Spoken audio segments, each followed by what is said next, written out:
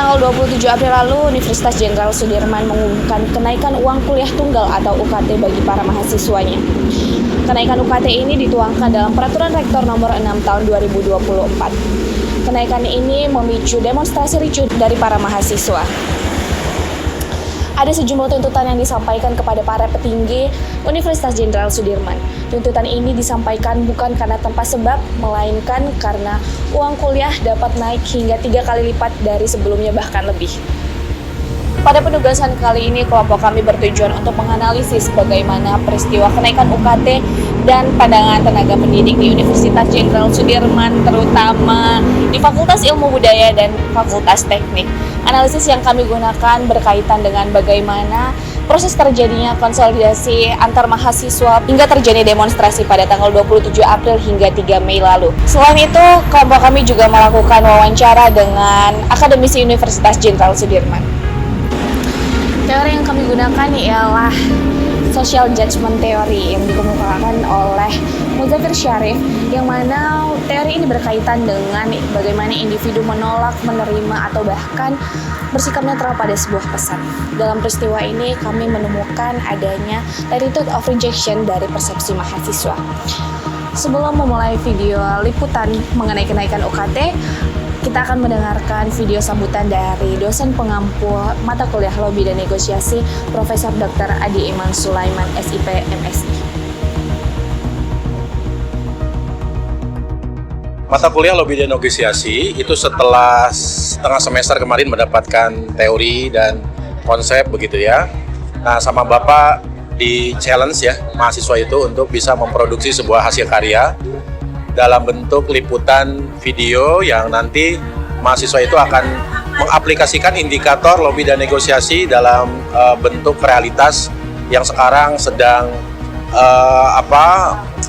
viral begitu ya. Salah satunya adalah tentang masalah bagaimana calon-calon pilkada langsung ya di Banyumas itu, para calon ini kita wawancara mahasiswa untuk bisa dia di challenge untuk berani hunting gitu ya, liputan. Kemudian tentang kasus yang kemarin cukup viral juga tentang masalah kenaikan UKT, itu pun dikonstruksi. Nantinya mahasiswa akan banyak belajar dari kasus-kasus itu secara langsung. Dan yang Bapak sangat apresiasi, mahasiswa akan menghasilkan sebuah produk video liputan yang nanti menjadi portofolio ya buat adik-adik, track record dia menghasilkan karya yang menurut Bapak ya, anak komunikasi mahasiswa itu memang harus salah satu kemampuannya membuat sebuah liputan, mengedit, nanti istilahnya mengkompilasi sampai menghasilkan sebuah produk video yang nanti akan kita jadikan video liputan pendidikan.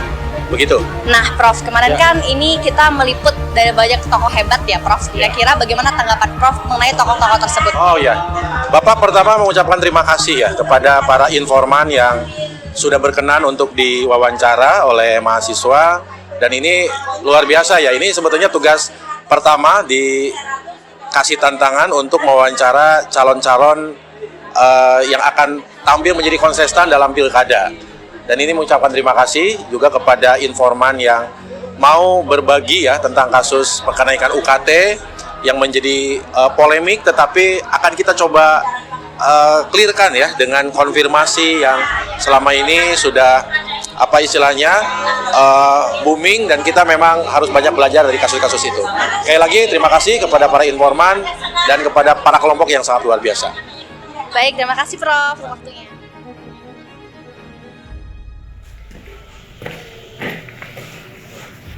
Oke, perkenalkan nama saya Fikri Novel Fadila. Di sini saya sebagai Logistik and Occupation. Halo, perkenalkan, saya Agung Fadilah sebagai editor. Baik, perkenalkan, saya Ahmad Isa sebagai scriptwriter.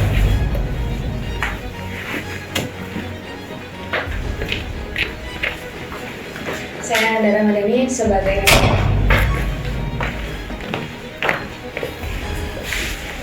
Saya Regina Febrina sebagai reporter.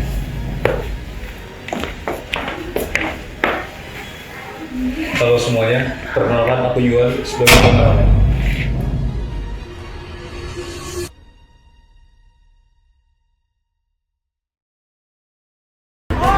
Tidak ada lagi.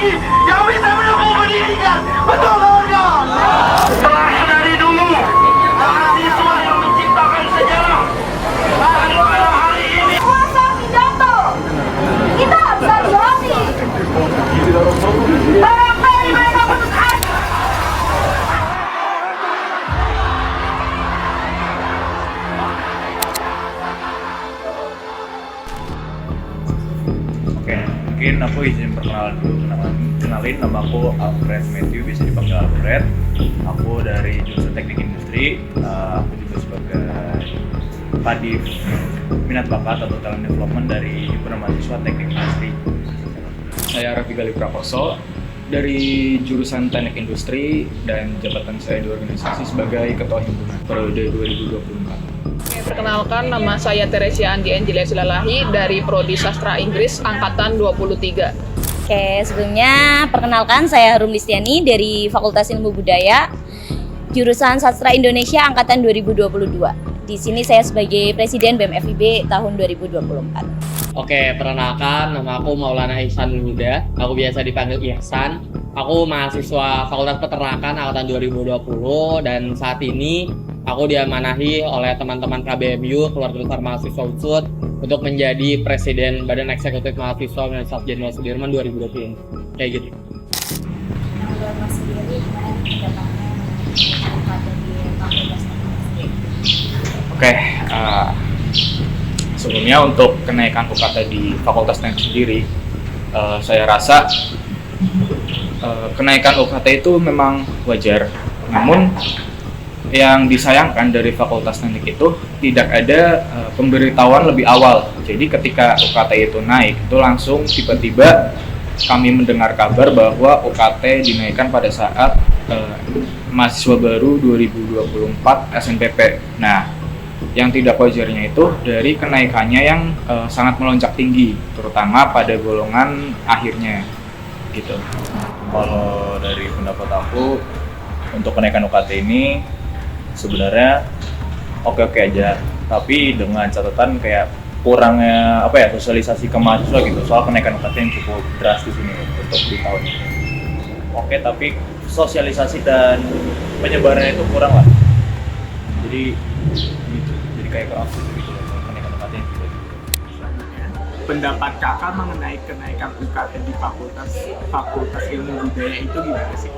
Menurut aku sih nggak masuk akal ya, melihat dari fasilitas, terus tenaga kependidikan, terus yang diberikan fakultas itu gimana, seberapa besar yang diberikan fakultas sama yang diminta itu nggak sebanding sama apa yang mereka minta, karena bisa dilihat dari kenaikan UKT, waktu kenaikan UKT itu di jurusan Sastra Inggris, Sastra Indonesia, Pendidikan Bahasa Inggris, Pendidikan Bahasa Indonesia, Sastra Jepang, itu yang dulunya paling tinggi sekitar 3 jutaan sampai 4 jutaan itu tiba-tiba naik jadi 8 juta, itu yang golongan 8. Sedangkan untuk yang D3 itu malah lebih nggak masuk akal naiknya.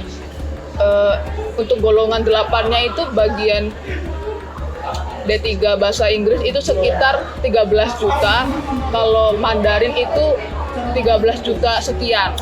Jadi benar-benar nggak masuk akal sih menurut saya. Kalau di Fakultas Ilmu Budaya sendiri ya, kenaikan UKT-nya tuh menurutku nggak wajar ya. Karena dengan tiba-tiba gitu naiknya setinggi itu 3 kali lipat dari tahun sebelumnya. Sedangkan fasilitas yang ya kita lihat sendiri lah, FIB tuh masih belum selayak itu untuk dengan UKT setinggi itu gitu. Jadi UKT-nya belum sebanding dengan fasilitas yang ada. Belum sebanding gitu, kayak semua ruangan masih kursinya kayu, terusan AC di ruangan juga pada mati, fasilitas parkirnya yang masih kurang, kadang juga fasilitas airnya mampet, nggak nyala gitu.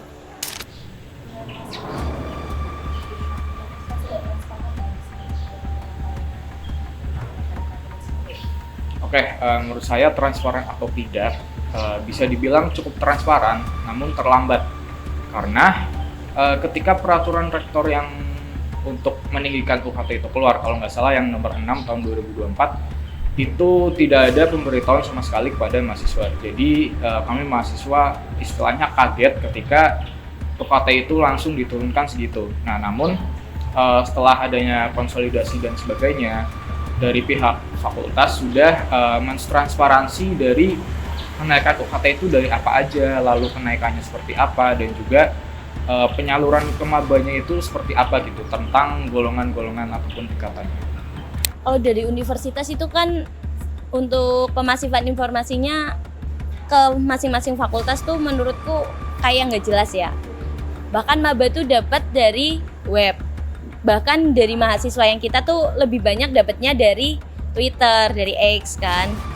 Bukan dari bapendiknya masing-masing. Jadi kayak mereka tuh belum secara transparan loh ngasih informasi sebelum ada aksi unjuk rasa itu kan. Kayak mereka belum mau ngasih setelah ada yang demo apa, mereka baru ngasihnya secara transparan. Bahkan sekarang untuk yang peraturan terbaru aja belum dikasih kan. Sampai sekarang. Organisasinya sendiri mungkin kayak HIMA atau apa ada untuk negosiasi?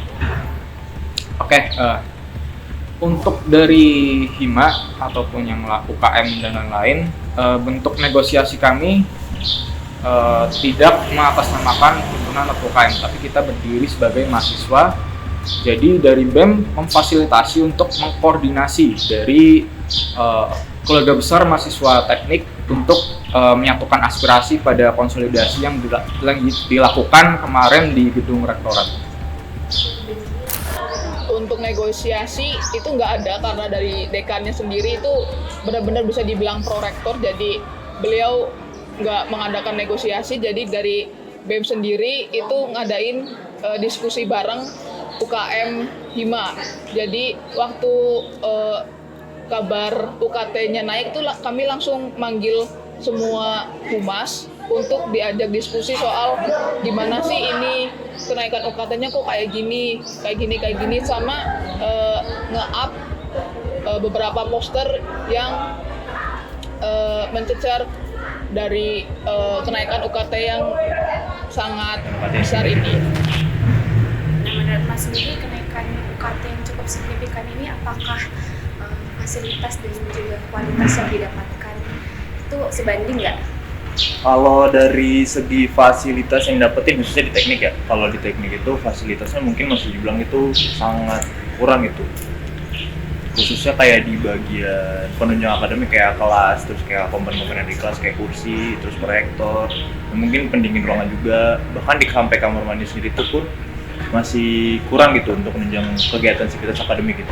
Terus apalagi kayak di bagian-bagian lain gitu kayak ada di parkiran, terus ada di bagian pendopo, terus kayak mungkin jalan depan masjid sekalipun juga itu kurang gitu fasilitas yang diberikan, jadi bisa dibilang sangat kurang. Namun kalau dari segi akademik yang diberikan di jurusan aku terutama ya itu bisa dibilang lumayan bagus, bahkan kalau yang aku bilang itu bagus lah untuk akademik yang diberikan sama dosen-dosen teknik industri gitu. Kalau menurut aku sendiri di Fakultas Ilmu Budaya ini kan bisa dibilang kayak kita ilmu humaniora lah, nggak akan sesibuk ilmu yang sains.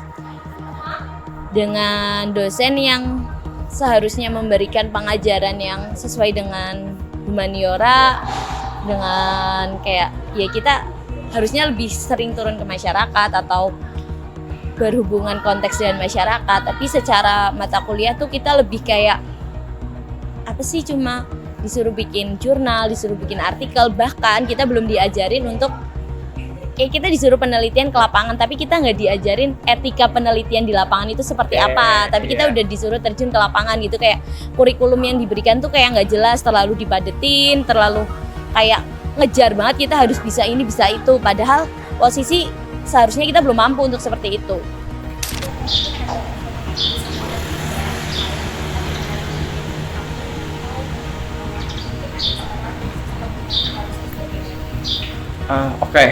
Mungkin inspirasi dari saya ingin mengatakan kenaikan UKT itu wajar sering perkembangan zaman. Namun yang perlu digarisbawahi adalah kita harus bertahap. Jadi kita sedikit demi sedikit, tidak langsung serta-merta penyesuaian UKT dan kenaikan hingga kurang lebihnya 500% dari yang awalnya gitu. Jadi perlu dilakukan bertahap, mungkin per tahun ataupun per beberapa tahun, agar mahasiswa itu tidak merasakan terlalu berat pada pembayaran awalnya gitu. Dan juga untuk UKT yang lebih baik, mungkin menurut saya lebih banyak ditingkatkan pada per golongannya, dan juga untuk golongannya itu perbedaannya tidak terlalu signifikan. Jadi dari golongan 2 ke 3 ataupun 3 ke 4 itu tidak terpaut begitu banyak tentang nominal dari UKT tersebut. Pertama yang harus kita sampaikan adalah segala eskalasi udah kita lakukan. Mulai dari bagaimana kita aksi tanggal 26 April juga 29 April saat itu untuk menuntut tentang biaya kuliah ini, menuntut hak-hak mahasiswa ini, bagaimana kita akhirnya sampai kepada rapat dengar pendapat umum dengan Komisi 10 DPR RI, terus bagaimana sampai akhirnya kita harus melakukan aksi nasional dan segala macamnya. Semua eskalasi sudah kita lakukan. Sampai detik ini masih ada saja permasalahan tentang biaya pendidikan ini kayak gitu. Harapannya yang pastinya kepada pihak birokrat Unsud itu sendiri ya, bagaimana membuat kebijakan itu benar-benar bisa melihat dari perspektif mahasiswa, benar-benar bisa melihat dari kebutuhan mahasiswa itu sendiri. Jangan hanya berdasarkan kepentingan birokrat seorang kayak gitu. Oleh karena itu, untuk pihak pemerintah, ayolah sama-sama membuat kebijakan yang mana benar-benar bisa merepresentasikan bahwasanya pemerintah ini adalah wakil rakyat kita. Pemerintah ini ada untuk mencerdaskan kehidupan bangsa itu sendiri seperti amanat undang-undang kita di alinea keempat kayak gitu. Dan untuk kawan-kawan semuanya yang pastinya permasalahan ini belum selesai, permasalahan ini masih terus ada, jadi jangan berhenti untuk kita bisa menyuarakan, untuk kita bisa memperjuangkan hak-hak adik-adik kita, hak-hak teman-teman kita, dan hak-hak rakyat Indonesia itu sendiri untuk bisa merasakan bagaimana nikmatnya, bagaimana rasanya di bangku kuliah, kayak gitu. Kericuhan kembali terjadi antara ratusan mahasiswa Universitas Jenderal Sudirman Purwokerto. Saudara, unjuk rasa mahasiswa Universitas Jenderal Sudirman di Purwokerto, Jawa Tengah berlangsung ricuh. Bersama halnya biaya UKT tengah menjadi perbincangan hangat. Ratusan mahasiswa menolak kenaikan uang kuliah tunggal atau UKT di Universitas Jenderal Sudirman Purwokerto, Jawa Tengah berlangsung ricuh. Kenalkan, saya Muhammad Yamin, saya dosen hubungan internasional. Jabatan saya dosen biasa aja sih. Terus saya saat ini menjadi koordinator media sosialnya Unsud ya. Nama lengkap saya Rizky Februansyah, SSMA ya. Saya dosen di jurusan Sastra Inggris Unsud dan saat ini saya mendapatkan tugas tambahan di UPT Bahasa ya sebagai kepala UPT Bahasa sejak tahun 2020. Kalau pengalaman mengajar, saya mulai mengajar tahun 2002, kemudian diangkat sebagai PNS tahun 2004. Oke, Assalamualaikum warahmatullahi wabarakatuh. Selamat siang.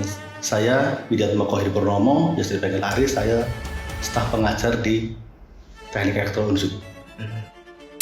Nah, kalau sejauh mana Bapak udah mengetahui bahwa kejadian aksi demonstrasi ini, Pak? Pandangan saya kemarin pada saat demo, kebetulan ada beberapa teman yang nanya, teman dari luar, Pak ada demo gitu kan.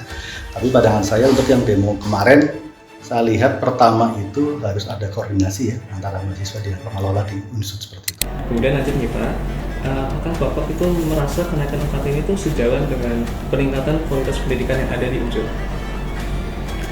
Kualitas pendidikan ya di Unsud, kalau saya melihat secara umum, saya nggak paham, tapi yang saya lihat ini ya, secara parsial di kita gitu ya. Di PT Bahasa, kenaikan UKT itu kan penting untuk mendukung beberapa fasilitas pendidikan ya, terutama di kita ini ada pengadaan lab multimedia, dan itu salah satu alokasi anggaran dari UKT itu adalah salah satunya untuk itu. Jadi kalau di kami, saya kira ada ada semacam kesesuaian ya antara kenaikan UKT itu dengan peningkatan kualitas pendidikan di kami, dilihat dari aspek sarana prasarana ya, terutama di kami. Kalau di tempat lainnya saya tidak begitu paham ya, tapi sejauh ini yang saya paham mungkin di FIB, di UPT Bahasa, di FIB saya lihat juga ada beberapa peningkatan atau penyediaan fasilitas yang bertambah ya dengan adanya kenaikan UKT ini. Untuk pertanyaan selanjutnya Pak, bagaimana tanggapan Bapak sebagai akademisi di Universitas Jenderal Sudirman terkait aksi demonstrasi yang terjadi pada kalau nggak salah tuh tanggal 27 April dan 3 Mei 2024 yang lalu Pak? Oke, cara pandang saya ada dua. Pertama, cara pandang dari mahasiswa ya. Pertama, itu hak mahasiswa untuk menyalurkan aspirasinya.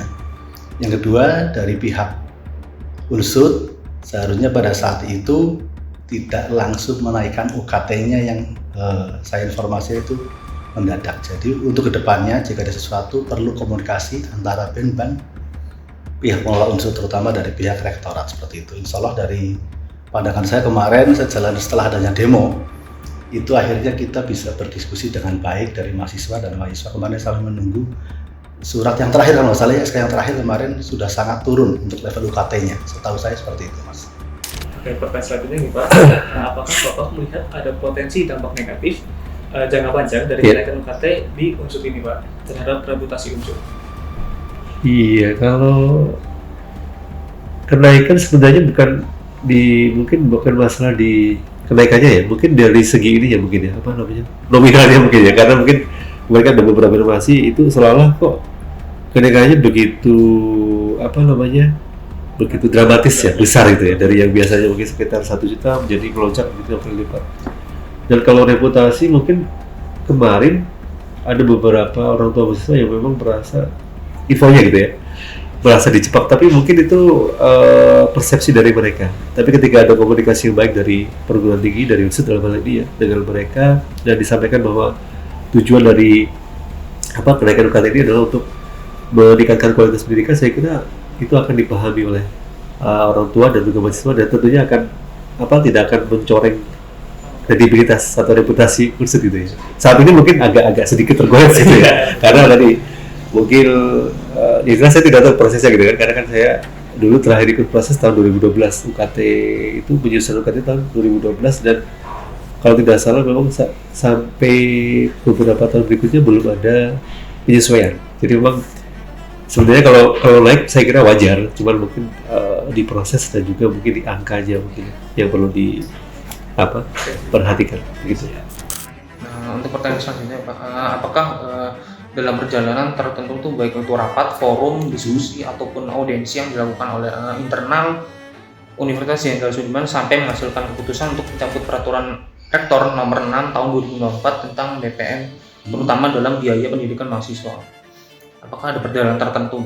Ada Mas? Apakah ada perjalanan tertentu baik itu rapat, audiensi atau forum gitu? Yang setahu audiensi dengan mahasiswa, yang lainnya saya tidak tahu karena saya tidak ada di forum tersebut. Setahu saya cuma mahasiswa datang berdiskusi, terus ada waktu, dikasih spare waktu sampai hari Senin kalau nggak salah ya. Terus ada demo lagi, akhirnya ada audiensi perwakilan kalau masalahnya setahu saya. Kemarin itu ada di live Instagram ya, saya pernah melihat pada saat rapat saya pernah lihat. Nah, menurut Bapak sendiri bagaimana cara UNSUD untuk membangun komunikasi dan citra yang lebih baik dengan masyarakat luas, terutama calon mahasiswa yang ingin mendaftar di Universitas Jenderal Sudirman?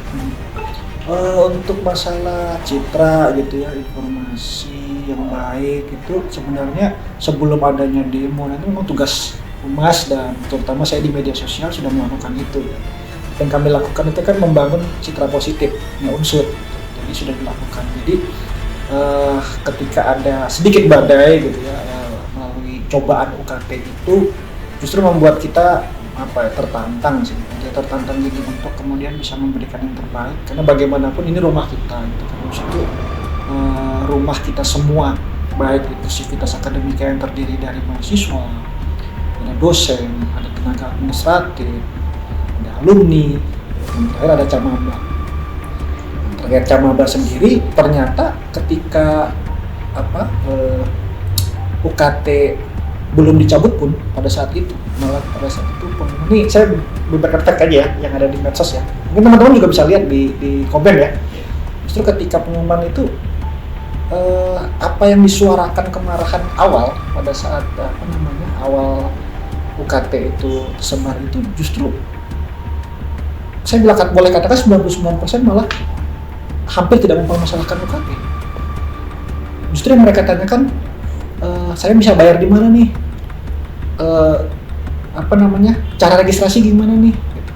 Jadi bagi saya aneh juga, anomali nggak sih kalau kemudian di awal di postingan-postingan kami sebelumnya rame masalah wah ini nggak logik nih 500% segala macam, tapi kenyataannya ketika itu pun belum dicabut, Camaba yang keterima itu justru seperti tidak mempermasalahkan gitu loh. Saya juga bingung tuh gimana menjelaskannya secara teori apa itu. Jadi sebenarnya baik-baik aja kalau bicara citra, nggak berubah banyak. Itu makanya saya bilang tadi di awal tadi ada blessing in disguise. Justru unsur makin dikenal, justru ke depan mungkin kita akan makin reputasinya makin baik gitu, mungkin mudah-mudahan itu sih. Apakah ada strategi dari unsur menurut Bapak untuk memastikan bahwa kenaikan UKT ini tidak berdampak pada akses pendidikan bagi calon mahasiswa dari keluarga yang kurang mampu, Pak? Oh gitu, strateginya saya kira memang perlu semacam sosialisasi atau edukasi gitu ya ke calon mahasiswa baru, sehingga tidak seperti terjadi kemarin. Ada semacam asumsi bahwa kami kok seperti dijebak gitu kan, setelah diterima baru ada kenaikan. Mungkin ini sebelum katakanlah SK Menteri keluar, mungkin bisa juga harus punya strategi, katakanlah memberikan informasi ke, tapi saya tidak tahu apakah ini dimungkinkan visible atau tidak gitu ya, layak atau tidak. Dalam artian bisa rencana itu dibuka, kemudian paling nggak draftnya itu diinfokan ke mahasiswa atau BEM atau apapun, sehingga nanti BEM juga bisa mensosialisasikan juga, menginformasikan juga kepada para calon maba begitu ya. Jadi mereka tidak terkaget-kaget gitu ya dengan adanya kenaikan itu begitu. Strateginya juga bisa mungkin melalui ini Mas ya, sosialisasi ya, melalui medsos kan banyak ya. Jadi kan memang mungkin ya, saya tidak tahu persis, mungkin kemarin unsur itu sudah berjuang lama, tapi mungkin proses yang di kementerian kan itu kan banyak yang mengajukan. Jadi bertepatan dengan pengumuman dikeluarkan, setelah itu baru SK menterinya keluar. Mungkin ya itu. Jadi saya bukan membela unsur, tapi saya hanya berpikir positif. Pengajuannya lama, kemudian digodok atau direview di sana karena dari beberapa usulan dari berbagai perguruan tinggi se-Indonesia, kemudian pengumuman keluar baru SK menterinya keluar. Dan mungkin caranya tadi melalui apa itu ya, kalau dalam perang itu preemptif serangan penangkalan ya, antisipasinya dengan tadi gitu. Jadi sebelum SK keluar kemudian ada sosialisasi, ini draftnya seperti ini, jadi ada gambaran, oh nanti kenaikannya seperti ini, berapa juta atau berapa persen kenaikannya gitu.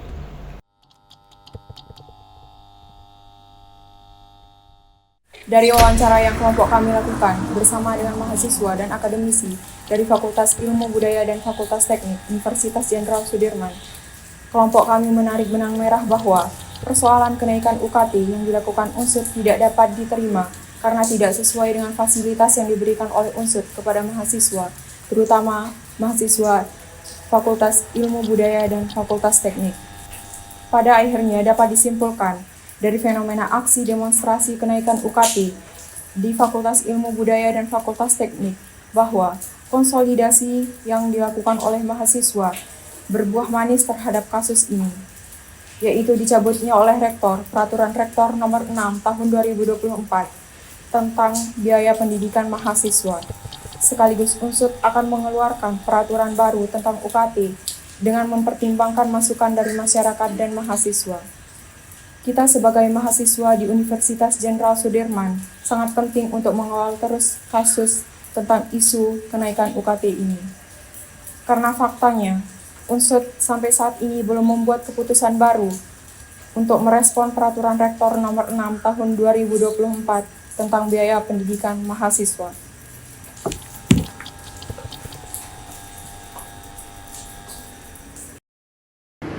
Pergi.